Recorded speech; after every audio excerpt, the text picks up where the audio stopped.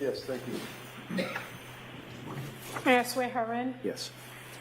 Dr. Laposata, please raise your right hand. Do you solemnly swear that the testimony and the evidence you shall give to the court and the jury in the matter now pending between the Commonwealth and the defendant at the bar shall be the truth, the whole truth, and nothing but the truth, so help you God? I do. Thank you. Counsel. Good afternoon, Doctor. Can you hear me? You're a little echoey, but I can hear you. Okay, I'm just standing in the corner here so that everybody can hear you. Tell us your name and spell your last name, please. Dr. Elizabeth Laposata, Laposata. And fair to say that you have some issues that require you to speak to us today by Zoom rather than appearing in person as you intended to do. Is that correct? Yes, that's correct. Okay. Tell us what you do for work, Doctor. Well, I'm a medical doctor, board certified in anatomic and forensic pathology. So I have an active practice in forensic pathology where I review cases to understand how people get injured or how people die. And how can you tell us your educational background? Certainly. I graduated from Bucknell University in 1975, cum laude with honors in biology. I went to University of Maryland School of Medicine, where I graduated with an MD degree in 1979. I did my 2 years internship at Johns Hopkins Hospital in anatomic pathology, which is the study of diseases of the body. Then I trained in St. Louis, Missouri, with a fellowship in forensic pathology, which is understanding causes of death and how trauma affects the body. Do you hold any board certifications or any licensures in that field, Doctor? Yes. In 1983, I sat for my board exams and became board certified diplomat of the American Board of Pathology in anatomic and forensic pathology. And tell us your work history, if you would, please. Certainly, since I became board certified in 1983, I've had faculty positions in St. Louis University School of Medicine, where I also was the assistant medical examiner for the city of St. Louis. I then moved to Pennsylvania, Philadelphia, where I ran the autopsy service at the hospital at the University of Pennsylvania. Had a faculty appointment there, a research lab, and I taught forensic pathology to medical students. I was also a city of Philadelphia medical examiner. After that, I was a assistant medical examiner for the state of Delaware. And in 1993, I was selected to be chief medical examiner for the state of Rhode Island, which was a position I held until 2005 when I started my independent consulting practice. So you've been an independent consultant, testifying in courts and working on cases since 2005? At my own business, yes, and certainly testifying on cases before that as medical examiners employed for the city of St. Louis, the city of Philadelphia, and the state of Delaware, and the state of Rhode Island. Okay, and now you're independent on your own, as it were, correct? I am, as it were, yes. Now, did I reach out to you on the case of the Commonwealth versus Lindsay Clancy and ask if you would help us out by looking at the discovery of the case? Yes, you did. And you're here to testify today. Can you tell the jurors what you actually reviewed as a basis of your opinion for your testimony? Okay. Certainly. I reviewed medical records, and I have a list here on Dawson Clancy. I reviewed the Office of the Medical Examiner entire file. I reviewed his EMS reports, his terminal hospitalization, the Duxbury Police supplemental narrative, Duxbury Police narrative pediatric South Shore Healthcare medical records. Could I just interrupt you for a minute? I apologize. Sure. Just in the interest of time, rather than going through every single, let me ask it this way. Did you look at police, Okay. Did you look at police reports? Yes. Did you look at grand jury minutes? Yes. Did you look at medical records for Lindsay Clancy? Yes, I did. Can you tell the jurors what medical records you looked at? Like that red gets For simply. Dawson Clancy? No, for Lindsay. No, not Dawson. For Lindsay Clancy. Oh, yes, I looked Yeah, at Doc, he don't do her all that. South Shore medical records when she was admitted on the evening of January 24th. I looked at her Brigham and Women's Hospital records, and photographs that were taken of her and published in her hospital records. I looked at the Department of State Police Crime Laboratory toxicology report, crime scene photos of the bedroom, the outside of the house, crime scene photos, approximately 500 of them, grand jury proceedings, and photographs of the round exercise band. I'm glad How Red about cut to the chase medical there. records? Did you review medical records pertinent to Lindsay and her treatment by healthcare providers in 2022 into 2023? Yes. Can you tell us what records you looked at? Well, I looked at her records from the post-injury records from South Shore Hospital, where she was first transported after she was found in the backyard of her house.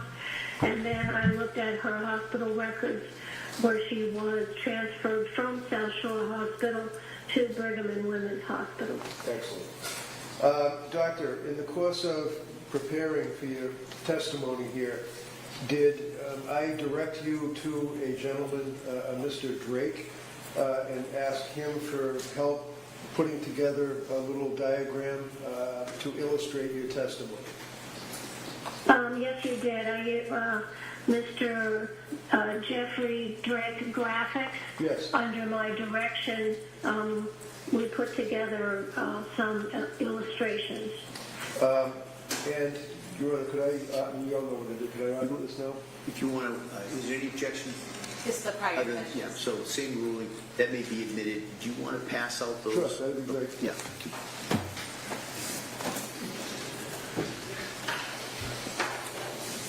Then just pass out copies of what was just introduced as the exhibit. I'm curious of what they're about to Follow show. along with the testimony. At the end, you can ask to pass it back to the courts.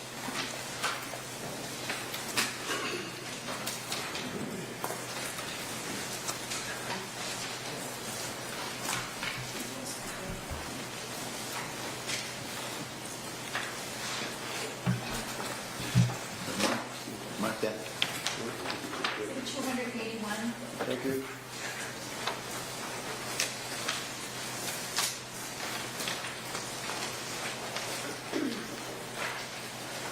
All set? Yes, I think so.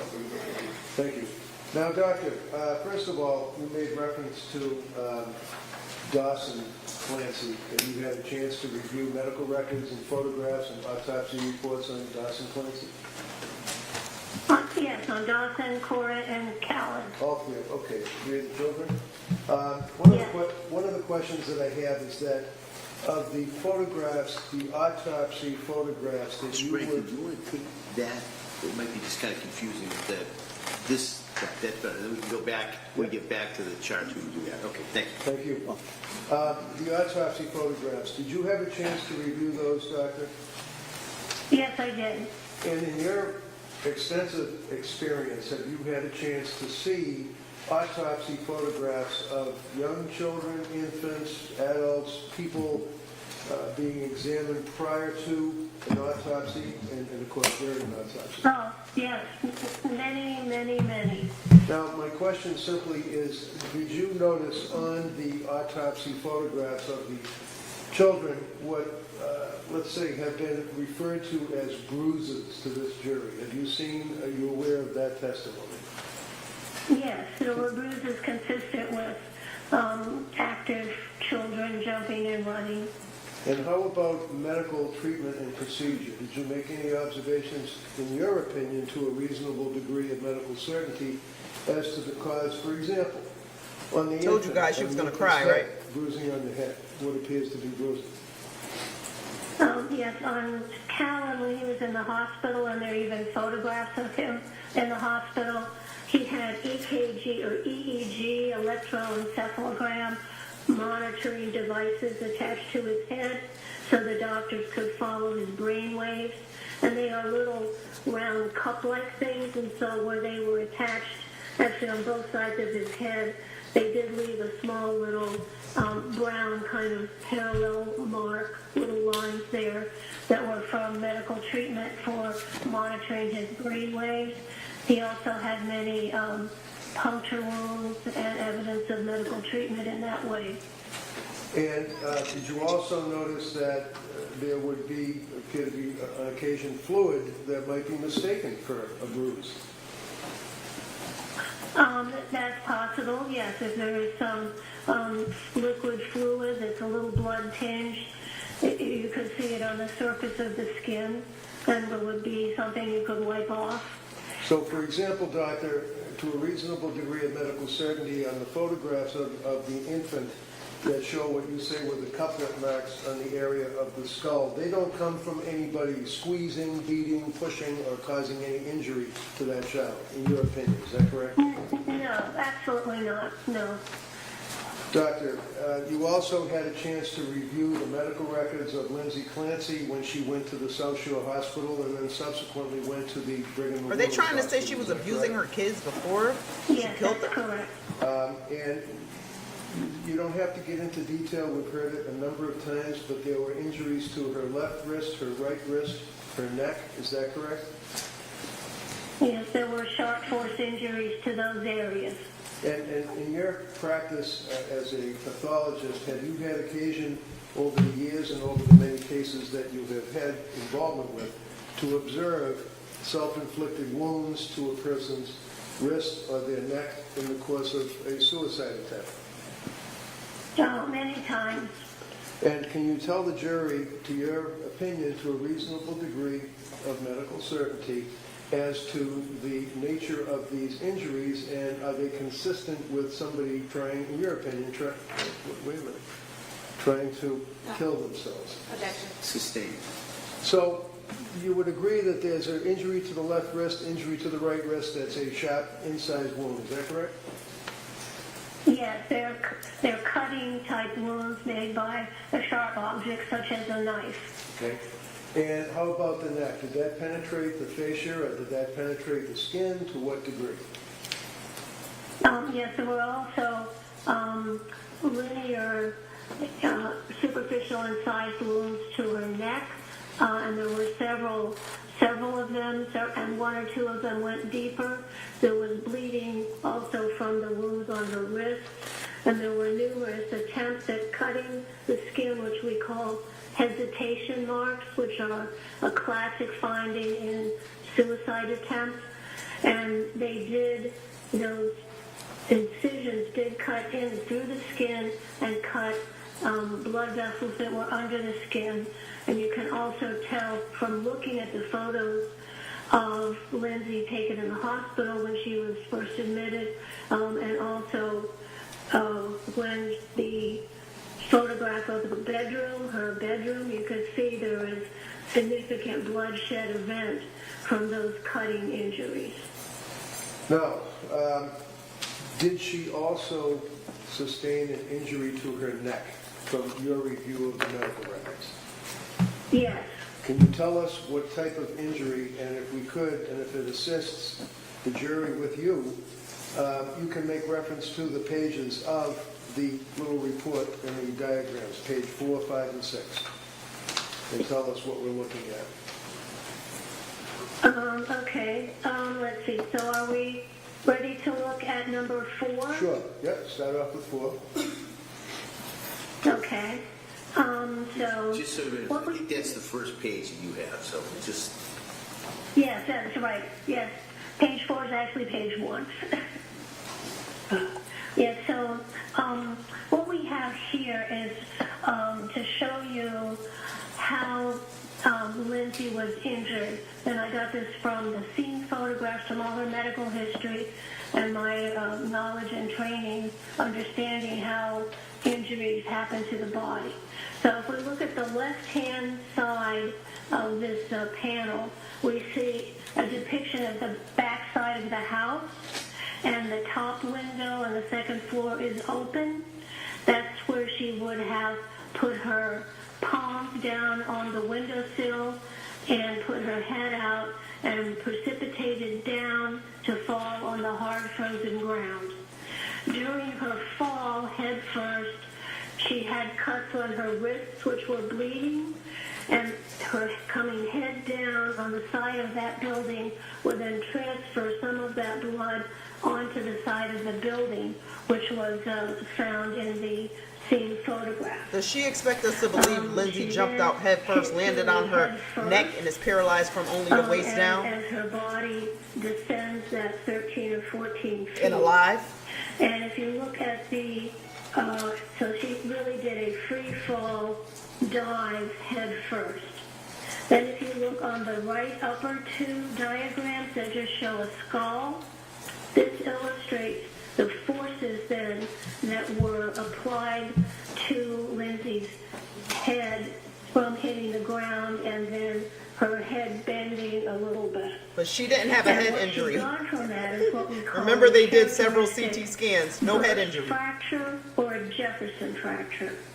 And this is a fracture that we see with people who hit their head on, like if they 12 take a feet dive on your into a head. pool, and they hit their head And on your the neck bottom. isn't broke. It's a classic finding in people who have energy applied to the falling head.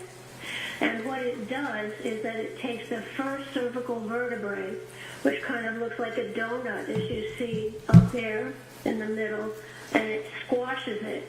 The base of the skull then squashes that.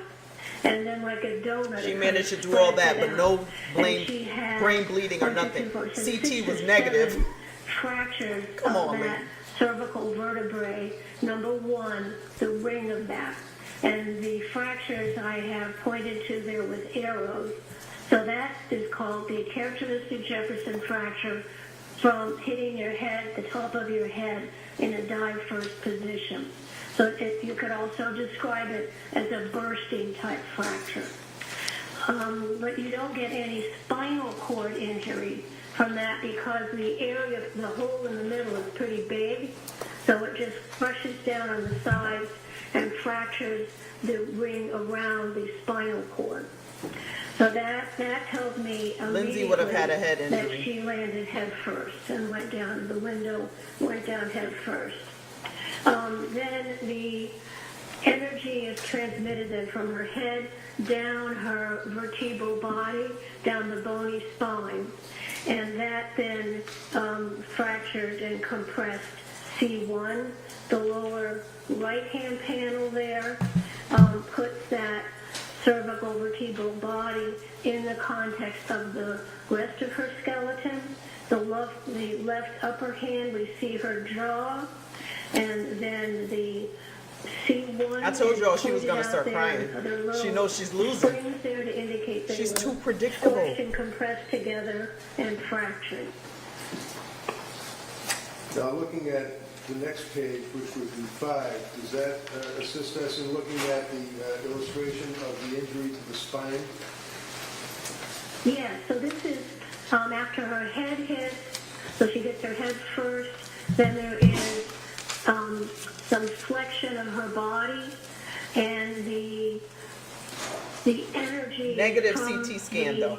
impact is No brain transmitted bleed, nothing? down her vertebral. And you jumped out And head what first that 12 did was feet it and landed crushed on a your number of skull? her thoracic Lady, vertebrae or who do you vertebrae in the expect to chest believe this? area, and actually made thoracic Patients fall out the bed and end up with a brain bleed from the bed to the floor. You expect us to believe she dived out? compressed Come on. and move over the top of the lower vertebrae, and that is what injured her spinal cord. In the Now, I'm no right-hand ortho panel nurse, but there, I'm not buying this. The yellow tube coming down is the spinal cord, and the thoracic vertebral 5 and 6 is pictured there, and you can see that her whole spinal column was compressed and it moved forward and out of place, causing her spinal cord Yeah, because she injury. landed on those feet. There were also injuries that are indicated by little red stars there, and those are fractures of the transverse Lindsay would have went out head first. She would have broke her neck and of died. the cervical vertebrae. So when they were compressed, the areas where the joints are between the vertebrae were compressed and fractured those transverse processes.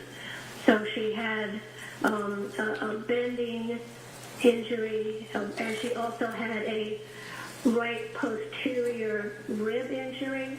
You can see on the left-hand panel, her shoulders are also hitting the ground. Debating how she And landed that to caused show a that she fracture was of psychotic the and truly right tried to kill first herself. rib in the back, and the flexion of her neck also damaged her thyroid gland and some of her voice box cartilages. And if we look at panel page 6, can you tell us what we're looking at there? Yes, this is the final resting position of Lindsay's body, as documented in all the materials I reviewed that are on the left-hand side. So she is lying down on hard, frozen ground. Her clothing is wet. She has on indoor clothing. The time that this occurred, it was dark and no sun. The temperature was in the low 30s, so she is going to be at risk of her body temperature going down, lying on that cold ground. This explains the body temp to all the Patrick Did It warriors. Thoracic chest spine is fractured. That has totally disrupted the thermal regulation of the bottom half of her body. So she is going to lose heat from the lower half of her body and to approach ambient temperature. So there she is lying there on the ground. Then if we go to the right side of that, this is a scene photograph showing the area where Lindsay's body landed. You can see on the right at the base area, there is some medical debris from the EMS emergency treatment. Then circled in or put in a red square is a little bit of snow that has some blood on it, which would correspond to her position lying down as we see it in the left-hand side there. And sorry, go ahead. Okay, then the last bit here is a X-ray of Lindsay, which was taken in early February after she had surgical stabilization of her fractured spine. So this is looking at the side of her, and you can see the hardware, which they look like little golf tees going to the left side. So this is the surgical metal hardware that was placed in her spine to open up and align her spine to try to preserve any function that was still available. Now, doctor, when she went to the Brigham and Women's Hospital, were you reviewing the medical records and able to discern that she actually coded as a result of her injuries?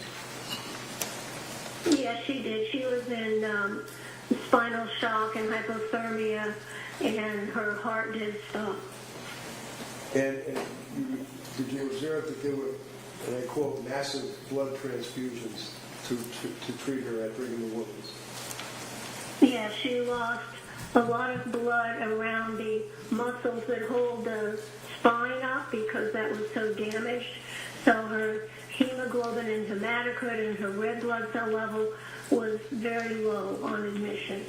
And the final question I had, doctor, is as it relates to the records, it showed that she had a core body temperature of 82 degrees as opposed to 98.6, which we're accustomed to. Can you tell the jury, in your opinion, to a reasonable degree of medical certainty, what does that mean and how did that happen? I mean, that's pretty low. Yes, that is low. That's like, 16 degrees below normal. And so her low body temperature came from lying on the hard frozen ground, which would be 32 degrees frozen ground. She had wet clothing on, so wet clothing is going to transmit the body heat into the atmosphere quicker than dry clothing. It was indoor clothes. She didn't have a big parka on. There was no sun at that time to keep her body temperature up. The ambient or the air temperature was around 30 degrees. She has a thin body, and also, most importantly, because of that thoracic spinal cord transection, she lost the ability to control her body temperature below that level. This is what we've been saying to all you Patrick Did It warriors that are coming with the body temp. Heat to the Fracture and her being out in the cold. Thank you very much, Doc. Not, oh, she was out there for 5 hours because he committed the crime hours prior. I'm glad this stuff is getting cleared up. Dr. Laposata, Yes. you were head of the Rhode Island Office of the Chief Medical Examiner when it was cited for 10 violations and unsafe conditions, correct? Yes, the unsafe condition was a light bulb out in a hallway, a computer in a hallway, and a few other minor things. I was very happy to have a safety inspection. Right, those were the unsafe conditions, but there were also 10 other violations, correct? They were minimal. I don't recall now. It was 20 years ago. You didn't treat Ms. Clancy, correct? Correct. And you didn't examine her yourself, correct? Correct. Now, you talked about a Jefferson fracture and or a C1 burst fracture and how it can be from hitting the top of your head, correct? Yes. Isn't it also true that you can sustain a burst fracture by hitting the back of your head or the top of your shoulders as well? No. You say that she fell from 13 feet from the windowsill onto her head, the top of her head, correct? Onto the frozen ground? Yes. And you're saying that she fell with such force that she burst her C1 vertebrae and then broke other vertebrae in her back and broke ribs, correct? Yes, just the force of a free-falling body. Yes. Okay. But she had no injuries to her head, correct? I'm sure she had bruising to her scalp under her hair. You're sure? She did not. She did not have a skull fracture. Right. She didn't have a skull fracture, correct? Yes. She didn't have any cuts or things that needed sutures, correct? She needed sutures in the cutting wounds on her wrist. Well, we're talking about her head right now. She didn't need any sutures on her head, correct? Correct. She didn't have any large dents in her head, correct? Large dents? What do you mean? From hitting the frozen ground head first, there were no dents or bumps or sutures required on her head, correct? Her scalp was intact. The forces were transmitted to C1. So through her head. A very common finding when you go head first and hit your head. So hitting the frozen ground, the icy frozen ground, not a bump or scratch or scrape on her top of her head, and then within her head, there was no brain bleed, there was no hemorrhaging, there was no injury into her brain itself. Nothing showed up on the CT scans, correct? Correct. Her brain was fine. Her skull was fine. I'm sure she probably had some scalp bruising under her hair. You're sure because that goes along with what you're guessing at how the fall happened, correct? You can't be sure because you didn't see the head, correct? You say you're sure, but you didn't see her head. I saw the medical records and I examined all of those. I'm sure she had some bruise on the top of her head to the backside, as I showed in my diagram number 4. I'm sure there was some bruising on her scalp under her hair, but that was not a major concern at the time she was taken into the hospital. You keep saying you're sure there were bruises, that you're sure that there was this or that that's not shown in any photographs or medical evidence. So you're not sure, are you? You're assuming. No, I'm sure. Okay. Let me show you some photographs here. Excuse me. No, No, yes. and let me show you, I'm asking the questions. Let me show you some photographs okay, go here. ahead. Let me show you some photographs of the defendant that were taken at the hospital of her head. Show them. Do we have sharing privileges on the computer?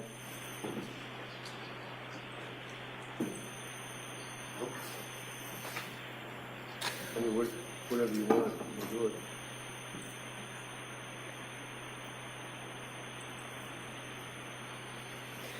Showing you here a photo of the top of the defendant's head. No Yes, I see that. cuts, no swelling, correct? Oh, we just see her hair. There's no blood on the white sheet, correct? Well, I'm sorry, I couldn't hear what you just asked me. There's no blood on that very white sheet, correct? Well, I don't see what's under her head, but that's not relevant to understanding that she did fall head first. Okay, so you're saying she fell head first from 13 feet onto hard, frozen ground and had no visible injuries to the exterior of her head. Yes. And I'm you're sure saying that there was she- excuse me, I'm It was a sure yes there or no was some question, bruise. Doctor. Listen, hold on. Doctor, listen to the question, answer the question, and then we'll just go from there. Go ahead. Ms. Sprague, okay. if you want, Ms. Thank Sprague, if you you. want to re-ask that question. Doctor, yes or no, she fell to the ground, frozen ground, and that had no apparent injury to the exterior of her head, correct? Correct. As we And see there. she fell head first to the frozen ground and not, with enough force to break several vertebrae in her ribs, but did not have a skull fracture, a brain bleed, or anything else, any other type of injury to her head, correct? That's absolutely correct. She lost all her credibility.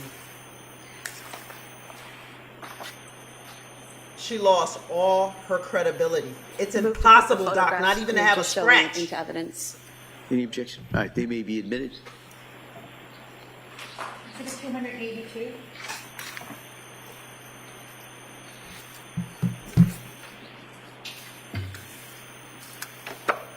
Start crying, Lindsay. You going to prison. Doctor, in your report At the that you hospital. provided to defense counsel, you also talked about the strangulation of the children, correct?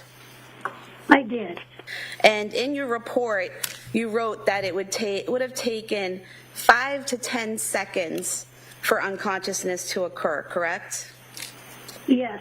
Okay.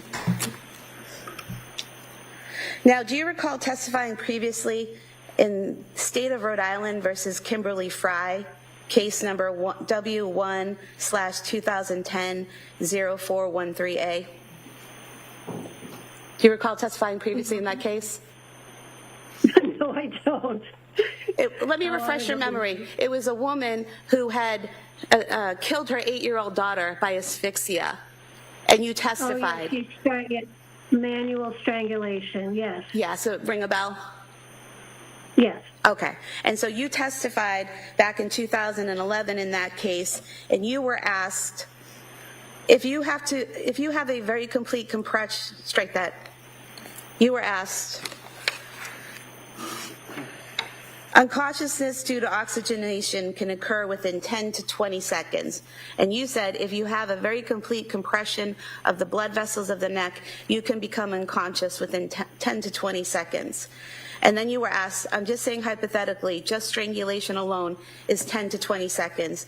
And you said if it is effectively and continuously applied, Like in a lateral vascular neck restraint, most times there is a struggle going on, so you can't quite get that. So in that case there, you didn't testify that it was 5 to 10 seconds. You testified that it was 10 to 20 seconds, and that if there's any struggling, it could be longer, correct? Yes, but that case was... Well, that was a yes or no question. It's not a yes or no question. All right, Defense can follow up. hold on. She's answered the question, and then we'll have a redirect if counsel would like to. Well, I don't remember Hold on, what Doctor. I said. Why don't you, Doctor, Sorry. wait for a question. You were also asked in that same trial, doctor, the question put to you in that trial was, but once that unconsciousness set in, you agree with me that there had to have been a consistent application of pressure, either suffocation, strangulation, or compressions of the chest for 2 to 3 more minutes continuously while the child was unconscious, correct? And you answered, I think that's a fair statement. And the question was, you said that before yourself, correct? And you answered yes. And then the question was, I'm asking your opinion, and you said, the question was, after Camden became unconscious, after 2 to 3 minutes of continuous application of one of those 3, and you answered correct. Is that right? I have no memory of that. I'm sure if you're reading it correctly. Well, you have memory of your medical knowledge, correct? Sure, I have memory of my medical knowledge. And so at that point in time, in 2011, you testified that you would have to strangle someone 10 to 20 seconds at least to unconsciousness, and then you would have to continue to strangle them for 2 to 3 minutes for death to occur, and you said correct. Is that still your medical knowledge? That's a different case. So- That was not ligature, that was a manual. So either way, you're talking about the compression of the neck causing a loss of oxygen and blood, correct? The way she's answering, Yeah, I'll allow this question. Go ahead. Yeah, there are many ways that can occur, and the way the pressure is applied is very important in understanding how long it takes to become unconscious. These are the children here were the victims of what we call ligature strangulation. The Fry case that's coming back to me a little now, that was a manual strangulation and also a body compression, which is a totally different type of asphyxia. I mean, you were asked about that in that case, and you were asked, but once unconsciousness has set in, you agree with me that there has to be consistent application of pressure, either suffocation, strangulation, or compressions for 2 to 3 minutes more, and you answered correct. So not all 3. You said either one of those could cause death after 3 minutes, correct? questions of Yeah, just if you could rephrase that question. You were asked, but once unconsciousness set in, you agree with me that there had to have been consistent application of pressure, either suffocation, strangulation, or compressions of the chest for 2 to 3 minutes more continuously while they're unconscious. And you said, I think that's a fair statement. So that's what you said, correct? No, yes, in order to become dead, brain dead, you need the physiology is that you become unconscious within 5 to 10 seconds, and then you're unconscious, but that's not dead. Then that continued constriction of the blood flow has to be still continuously applied for the brain to die. Correct. So that is what happens, and that's what happened to the Clancy children. The ligatures were wrapped around. They went unconscious in 5 to 10, maybe 20 seconds, probably less than 20 seconds because it was a ligature, not a manual strangulation. So it was immediately compressed, unconsciousness within 10 seconds, and then death within 5 to 10 minutes after that. with continuous pressure, Yes, pressure around the neck. Yes, because this is a ligature strangulation. Thank you. Not manual. Okay, so when you're talking about ligature strangulation as opposed to manual strangulation, tell us in your mind what that means. Well, they're very, very different. Manual strangulation. I told you guys Lindsay was means that gonna. somebody's used their She's so hand predictable. and they've pressed either side of the neck. Okay? That the hand is manual strangulation. Strangulation means that you have stopped the blood flow that comes out of your brain, and the carotid artery continues to pump oxygenated blood into your brain, but it can't drain out through the jugular veins. So then you Doctor, with you've lost all your continuous credibility. pressure, then the blood can't get You're in finished. because it can't flow out. It's kind of like stopping up a pipe. And then so you go You should have never unconscious touched this within case. 5 to 10 seconds, but then with continued pressure, your brain dies. So the difference between manual and ligature is that manual can be kind of an off and on thing. You may put, you have a jugular vein on either side of your neck. So if you're using a hand, you might compress one greater than the other. You might let go. The person that you're trying to strangle may struggle and remove your hand a little bit. So it's a very different sequence of events to end up with brain death and asphyxia. Doc, you're going on and Whereas on. wrapping a round loop She killed the resistance kids. band, which is a ligature, immediately compresses those vessels. There's no coming off. There's no putting back on. So it's a very complete, one-time, immediate, non-varying compression with those exercise bands ligature, which causes unconsciousness effectively within 4 to 10 seconds.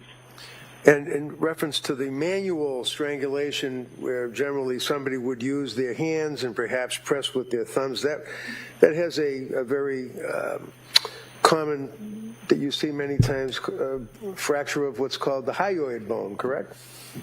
Yes, that can happen. Absolutely. A little U-shaped bone up underneath the jaw.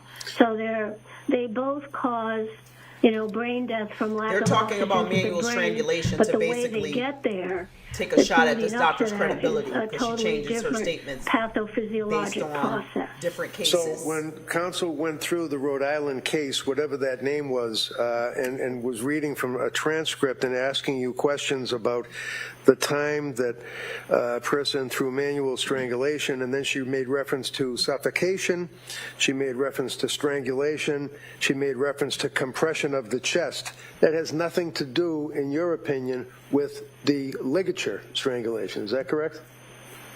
It's a totally different mechanism of injury. Thank you. Right. Doctor, as you said a few moments ago, the ligature causes unconsciousness, and then the pressure has to continuously be applied for several minutes to cause death, correct? Yes. Thank you. All right. Anything further? One other question. On the ligature, doctor, and we discussed this, is the ligature, does that require a person to stand over the body and continuously apply pressure to the ligature, or walk away leaving the ligature? No, in this case, these were elastic round loops, like that were put around, somewhat tightly, pinching the skin. You could see little lines where the skin was pinched, and it just stays there. So it's a immediate compression. The kids would have of took the lady. veins staying there. She stood there then and death strangled occurs those kids. minutes Stop this later. now. Thank you. Doctor, did you see these exercise bands? Yes. And you know that they're one long line with a handle on each end, correct? Right, and they're round. They're a cylinder. Right, They're and not like a flat band. And you know they were wrapped around each child's neck and pulled to strangle them, correct? Well, they were wrapped several times, firmly enough around the neck to close off the jugular veins. And you're not aware, there's been no testimony, no evidence, nothing showing that they were knotted and left there, correct? Uh-oh. They weren't tied in a knot and left around their necks, according to any of the evidence, correct? The important part to me was they were wrapped several times, and then whether it had a bow or not would not really be important. It was secure and wrapped around the neck several times. Wow. This woman, Yeah, I how can tell could that anyone from pay the this woman to appearance testify? of the skin on the neck that goes up. Let's go. Let's go, prosecutor. This is ridiculous.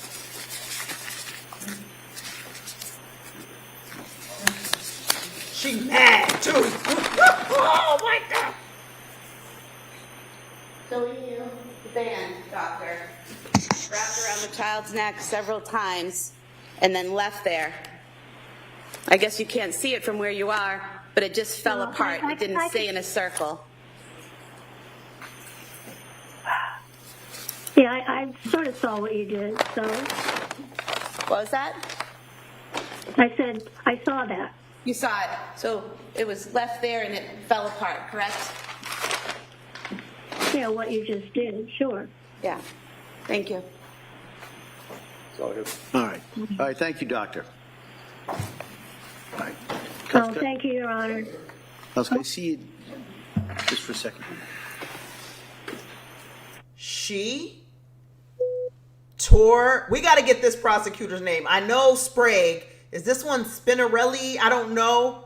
She ripped this incompetent doctor a new one.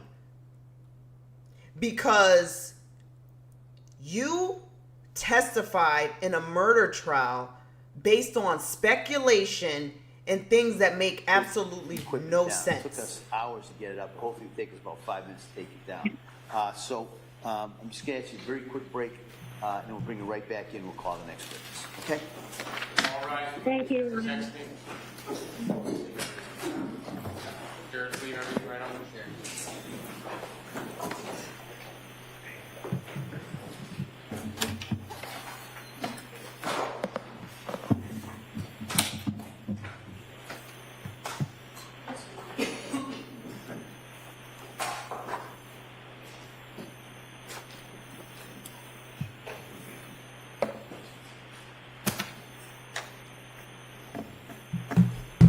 This doctor, I can't foresee anyone else ever